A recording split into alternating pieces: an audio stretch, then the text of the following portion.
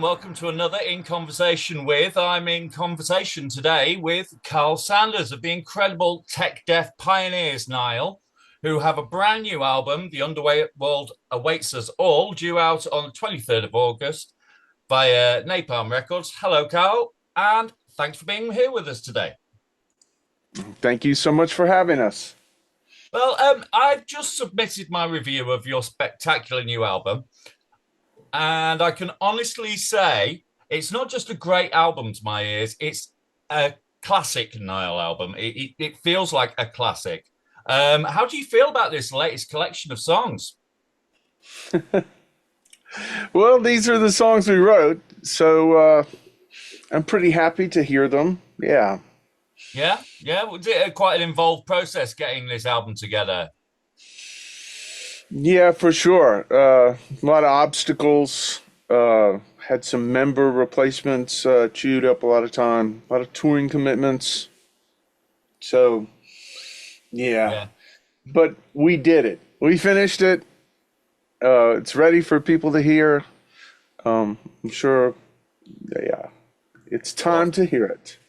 that's awesome. And I feel it's necessary to focus first on the first thing that struck me about this album, and it's the rhythm section hit me very hard. And the first thing I wanted to say was your drummer, George Calais.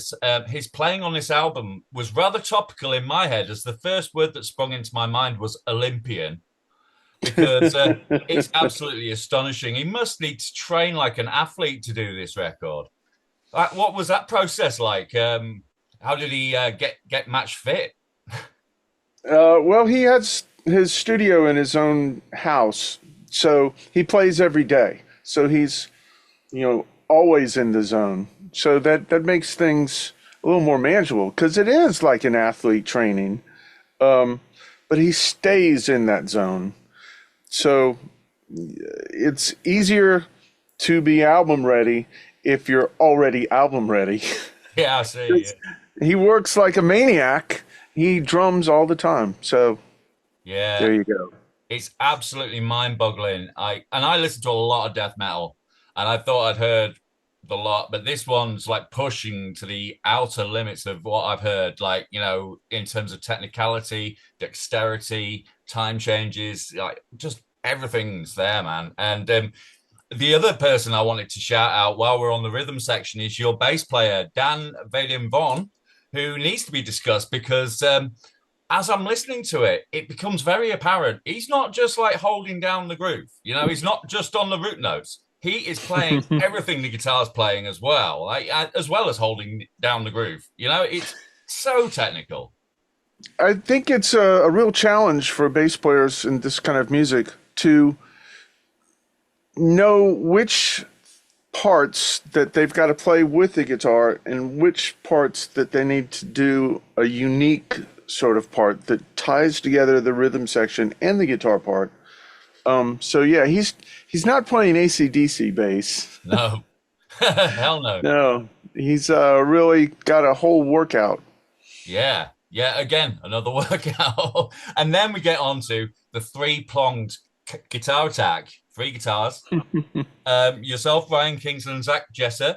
Can you talk me through the songwriting process in an album this technical? How do you formulate these massively intricate songs? I asked the same question to Jordan Rudess of Dream Theater recently, and I was like, "What's involved in the songwriting process? Because does it just start with a riff and then you see where it goes from there, or how does that work?" I think, starting with the riff, that is like the genesis of everything, especially in guitar-driven music. It's about the riff. Now songs, though, they always start with the words. I write the words first. Right. So when I'm like around the house playing guitar, I've always got the lyric sheet with me. So I'm thinking about those words as I'm coming up with the guitar ideas, and it gives me sort of a blueprint to work with. Like if I read a line in the lyrics and I go, okay, well, what does that mean? What does that mean in terms of a riff, right? And it takes me places that I might not have gone if I hadn't had the words to guide me. Um, I've noticed though that there's whether that's a direct translation, the idea means this, it may or may not, but if it starts the creative process, Mm. then you may not be going directly from A to B. You might go from A to, Q or whatever, any letter of the alphabet, but just so long as you go somewhere. Mm. Mm. That's what matters. That's incredible. I mean, is there a I love that idea of just having the words speak to the riff rather than the riff speak to the. That's really good because obviously words can have a rhythm of their own, They in the do. way you say them. Yeah. Hmm. So especially yeah, that's a very unique answer. I've not heard that before. That's fantastic. Also, to my knowledge, with the Egyptian theme. I did I mean, I was a guitarist a bit when I was younger. I'm a producer now. I'm a lapsed guitarist, but I noticed that the music does follow Egyptian scales and modes. But I've noticed there are those intervals and those, that there is a very Egyptian way of playing, and it creeps into your riffs. Is that always at the back of your mind with the subject matter for that to be cohesive? Well, I'm already in that mindset. If I'm reading these words, which came from Egyptian Mm. ancient texts, then I'm kind of in that mindset. So you probably wouldn't want a major scale No. if you're talking about, ancient mummies coming back to life or whatever. Yeah, yeah. That's not going to do it. Yeah, yeah, right. Yeah, yeah. It's. I mean, the Nile sound and the whole Nile, like, I don't want to say the word brand, but your thing. It's so unique to you. You are really one in a school of one in doing that. In that, I don't think if another band came along and said, "Hey, we're going to do stuff about Egypt with Egyptian sort of themes and stuff," you just go, "Get out of here!" Now I'll do that. Like they get laughed out of town immediately, straight away. So I Well, don't think that hasn't plagiarism. stopped. This hasn't stopped anybody from Oh, trying has there it. been? Uh, I didn't know if there'd been any like Nile copycats over the years. yeah, there are a few, and um, I feel for them because even before people even listen to their record, people are already forming opinions. So, Absolutely. it's crazy how that works. Like, often people make up their mind about a record before they even listen to it. Mm, So it's not fair. mm. It's not fair that that's the way people are. I know there was a few bands who popped up who were like doing Carcasses thing, and it was just like, and I won't mention any names. Some of them got quite successful with it, but but it was always carrying. They were carrying that around that yeah, we're kind of doing Carcasses thing, you know. Well, it worked for Carcass. I suppose Yeah, that's the thinking, right? So many bands, when we were starting this band, everybody was either a Cannibal Corpse clone or a Suffocation clone or a Morbid Angel clone. mm, Like, so if you weren't doing one of those things, people were like, well, what is this? mm. Yeah, yeah, yeah, absolutely. And I came across your band the first time when I call it the golden era of Relapse. It was for me. It was when I first discovered Relapse Records, and I was talking to Carbon recently about a similar thing about how there's an explosion of creativity on that label right across the board, Hmm. from like proper death metal through to like grindcore and hardcore and all sorts of stuff going on. That must have been a very exciting time. That kind It of was. early time. Yeah. What are Hmm. your memories of that particular period?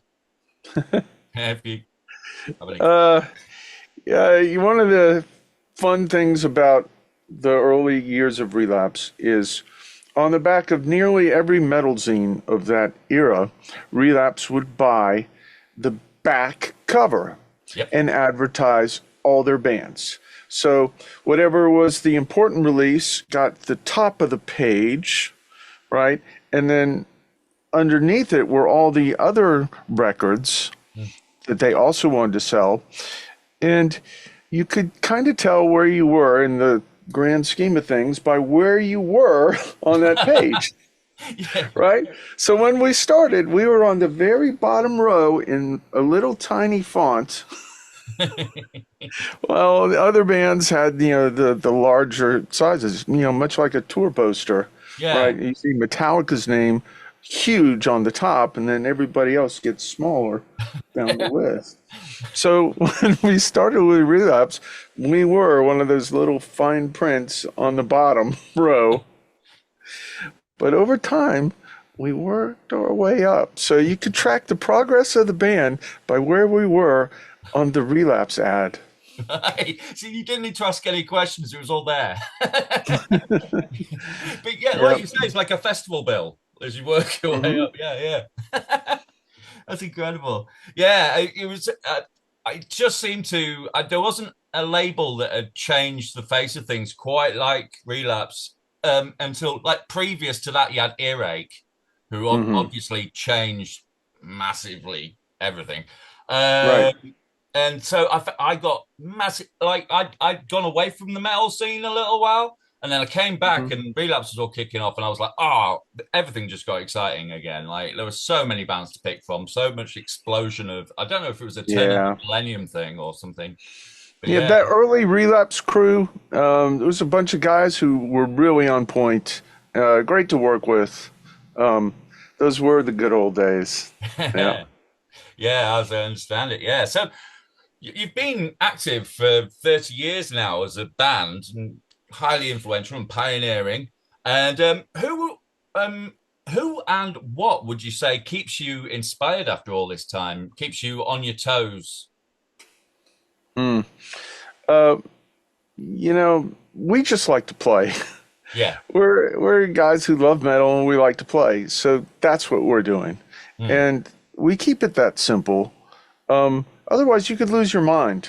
mm, Like, there's so many external metal influences on a person's mindset. mm. Like, I stay the fuck off social media. Yeah. I stay off it. Mm, Because what I want to do is to make music. mm. Right. That's what I want to do. That's like the good part. The other parts, the music business elements, they'll eat your brain. Yeah. Yeah. So we try to stay focused on let's make some music. And I think that probably plays into the purity of the Nile sound. Like in the like a Nile record when you hear it. It's Hmm. it's got its hallmarks, its trademarks, and some things you can't even put your finger on why that sounds like Nile, but it does sound like Nile. And I It's our think hands. yeah, it is. It's our It's hands. simple as that, isn't it? Your hands and your Hmm. brains. Hmm. Absolutely. But do you keep an ear on the metal scene, like listen out for new bands and stuff like that? Like say the deathcore movement, which has been kind of like instrumental in bringing a lot of new listeners to the scene. How do you feel about that? Well, uh, anytime that anybody asks me my opinion about anything, it just makes me go, well, what do I think? I don't even care what I think. Right. Um, what is an opinion?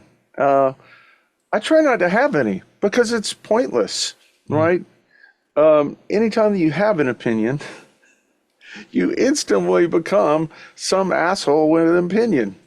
So I try not to have any, right? Whatever it is, I don't have an opinion on it. It doesn't fucking matter. It really doesn't. It doesn't even matter to me. What do I care? I don't care. So if you ask me that question, I'll say, who the fuck cares what I think? When I'm really saying I don't even care what I think. Opinions are useless. Let's fair, listen to some music. fair play. Well, talking of music, right? I understand that your song, and I'm going to take a deep breath here. Chapter for not being hung upside down on a stake in the underworld and made to eat feces by the four apes. Apart from having a very long title, actually comes from a very real ancient text. Can you elaborate on this for us? Where does it come from? It's chapter 181 of the Book of the Dead, the chapter for not being hung upside down and made to eat feces on a stake in the underworld. So I saw this title, right, when I opened the Book of the Dead and was looking for something to write a song about, and I saw that chapter, and I went, how is this not a metal song? Yeah, that's yeah. But it's certainly like got everybody talking because it was your first single off the album, and everyone's like, "They've come out with the longest title," and it's brilliant. It's so cool. The most fun thing ever, the best part of my day is when people say it, right? When they take a deep breath and they fire off that song title. Dude, it's fun, right? Yeah, When we go play this song live, and we're going out on tour the beginning of September, it's just a few weeks away. Dude, the most fun is going to be announcing that song title and having fans say it along with us. yeah. That's going to be ridiculous fun. Yeah, absolutely, absolutely. Well, I looked at it, I thought that's great, but I have to admit, I did call it the feces song for a little bit, but because sometimes you forget. So once you've just touched on it there, once the album is out and deeply embedded in our collective psyches, you mentioned there's touring plans. Obviously, there's touring cycles. So anything we should watch out for, especially here in the UK. Well, we're going to be there in a few weeks, so be there. Cool. Who are you bringing along with you? Hideous Divinity and a couple other bands, but we're friends with Hideous Divinity, so Yeah. that's how come I can remember their name. Because they're, dude, completely brutal band. Mm. Yeah, Yeah, wow. yeah. Very, very cool indeed. Very cool indeed. Well, honestly, utterly loving the new album. Like I say, I put in my review, and there's a lot of superlatives in there. So thank you so much for talking to us today, Carl. It's been an absolute Well, joy. well, thank you. Thank you for having me here. Thank you, sir.